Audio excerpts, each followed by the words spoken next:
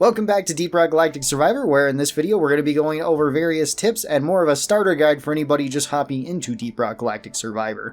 So I've had a decent amount of time playing it so far, and I also played it quite a bit when it was on the demo that came out earlier, well, I guess last year, and I also got to play the initial beta when it came out too. So I have got to see how the game has changed, and I've picked up a couple of things about it. I still don't know what the best strategies are entirely, but this should serve as a pretty quick starter guide for anybody just getting into the game. So as soon as you start the game, you can jump right into missions right away. You do only have one class unlocked at the very start. This is Scout, and you will need to unlock the other classes, but this is tied to your total level. Your total level will go up no matter which character you're playing, so that way you can unlock them, and you can unlock other things as time goes on, as well as each class can be leveled up individually too. So there is a difference between class level and total level. Once you start unlocking various class levels, this can unlock various weapons, and it can unlock even more things for you to get, even more things for you to try. To have a brief overview of all the dwarfs that you can pick from, there is all the same that come in regular Deep Rock Galactic. If you're unfamiliar with that game, there is Scout, Engineer, Gunner, and Driller. You unlock Scout right at the very start. Scout tends to specialize with dodge chance, so anytime that you could get hit, you might just dodge, which can be pretty useful. You get extra movement speed, so you can run around faster than other dwarfs, and you tend to be better with crits too, so that can also be very useful.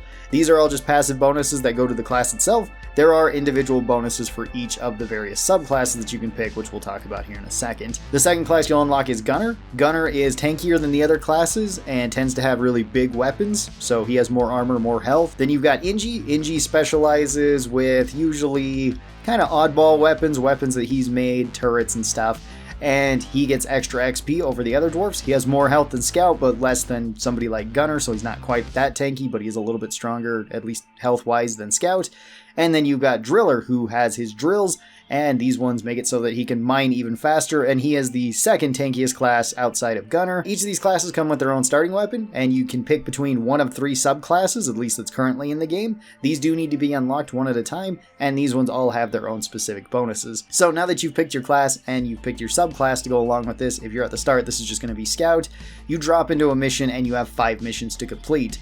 In order to complete these missions, you will just need to run around, kill other bugs, get XP, and then once enough bugs have been killed, you will draw out the elite enemy. When the elite enemy's out there, you need to kill it in order for the drop pod to come down. After you've killed the elite enemy, you can take the drop pod to the next level. Now, the elite enemy will just constantly spawn more and more bugs, so the longer that you're in the mission, the more and more difficult it's going to be over time. So you do have to keep that in mind. You want to keep the mission as long as possible so that you can get the most amount of XP and the most amount of materials, but still not so long that you just get overwhelmed by the bugs and die. And that can be potentially difficult the higher and higher levels you get up. There's also 3 objectives to complete on every single mission. This can be tied to classes, this can be tied to weapons, or tied to various other objectives like mining stuff.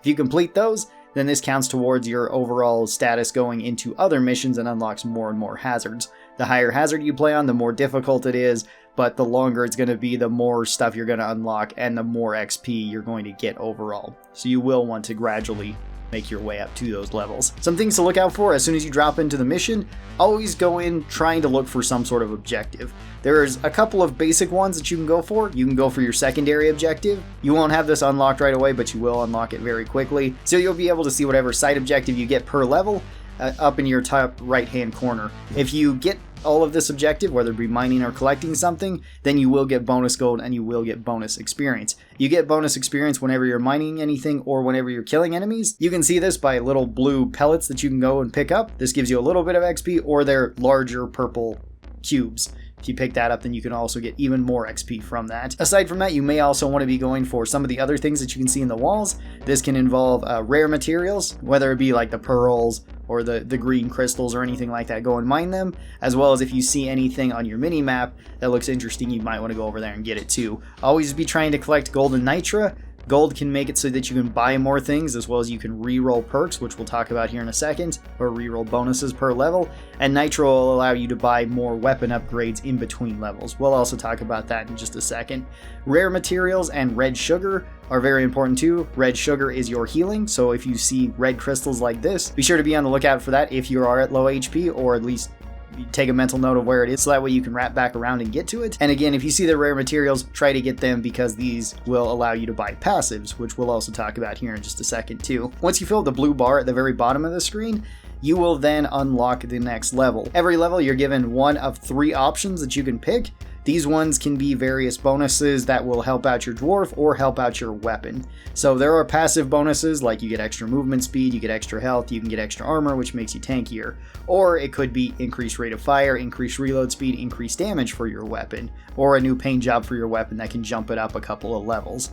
Levels are also important to the weapon, and every time that you pick an upgrade for your weapon, it puts a new level on that weapon. You will want to try to level up weapons quickly, because once you level them up to level 12, then overclocks become available on your next run with that weapon.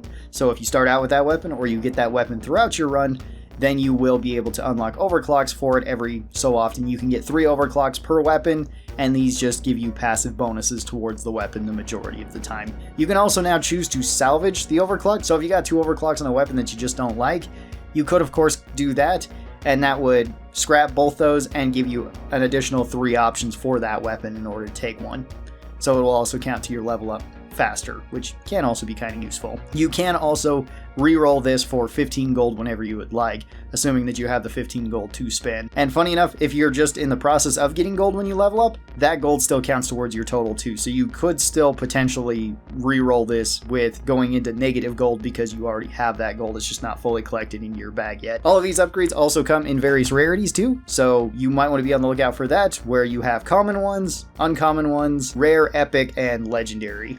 Generally, I would say that you probably want to upgrade your weapon first, or at least whatever your primary weapon is first, and then go for anything else, unless you're automatically given good passives that are either legendaries or that are epics, because that will help you out more. Also importantly, during missions, you will be able to see what events are going on at the top of the screen, and for every one of these skulls, that means that there's going to be a horde coming then, so more bugs are going to be spilling in, and if you see the resupply icon on here, that means a resupply is going to be called in at some point. You have to clear out the area for the resupply to actually take place. The resupply will crash down on top of anything, and it will kill almost any enemies besides the dreadnought itself.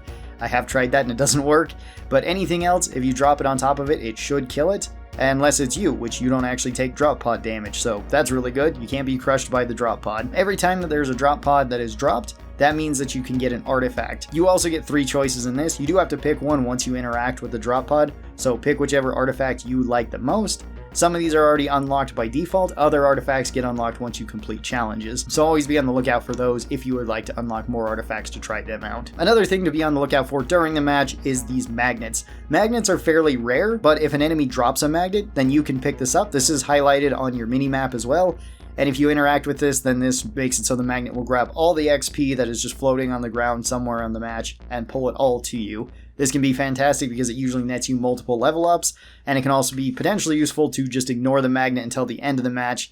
That way you can run and grab it and get all of your XP. Once the round is coming to an end, after you've killed the elite, the drop pod will drop in and you have 30 seconds to get on that pod before it leaves. If it leaves, that means it's game over and you have to start over again. If you are inside of it, it'll take you to the next level.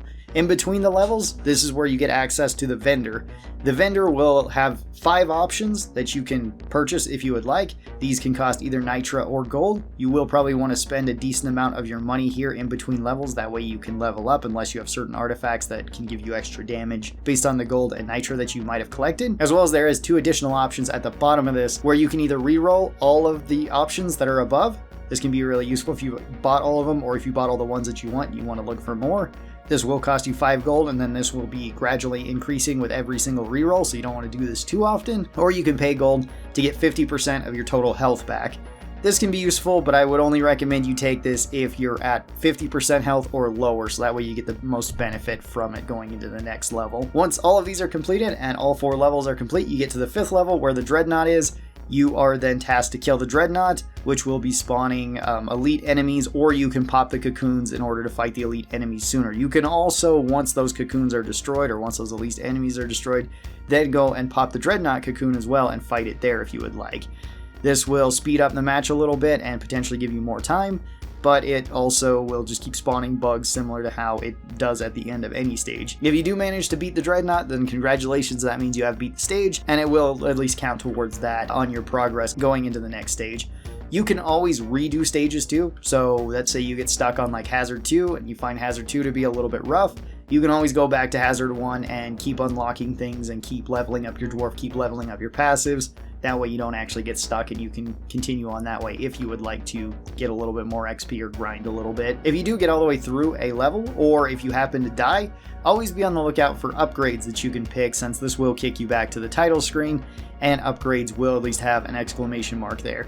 These upgrades are fantastic because they just give you more passives towards all your dwarfs, and you want to keep building them up because it will make you substantially stronger in the long run. And that should do it for a very quick start guide to Deep Rock Galactic Survivor. If you guys have any other questions, feel free to leave them down in the comments. I will be doing more videos on Deep Rock Galactic Survivor. I still need to try out some more of the classes and see how strong they are in order to do like rankings or listings and stuff like that, or guides for them. But right now, I am having a lot of fun with this game. I hope you guys are too. If you're brand new to this, don't let this game be too daunting or too overwhelming. It's a very, very fun game. So I hope you guys do enjoy. Always remember, rock and stone. I hope you guys have a great rest of your day, and I'll talk to you next time. Bye-bye, everybody.